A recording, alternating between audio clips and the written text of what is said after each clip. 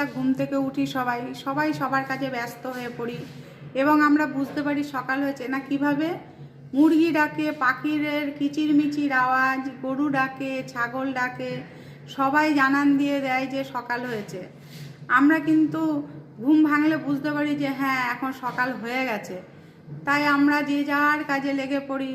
কেউ বাসন মাজে, কেউ ঘর মোছে, কেউ কাপড় কাচে, কেউ রান্না করে, তাদের ঘরের লোকরা অফিসে যাবে বলে ছেলে মেয়েদের স্কুলে পাঠানো, তাদের অফিস পাঠানো, তাদের কলেজ পাঠানো, ছেলে মেয়েদের এক একজনকে এক এক রকম কাজে ব্যস্ত থাকতে হয়।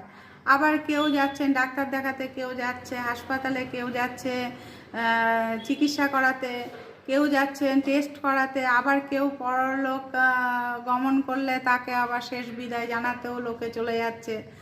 তাই এইভাবে আমাদের জীবন চলে। জীবন কিন্তু থেমে থাকে না, জীবন এইভাবেই চলতে থাকবে, যতদিন বেঁচে থাকবে জীবন এইভাবেই চলবে।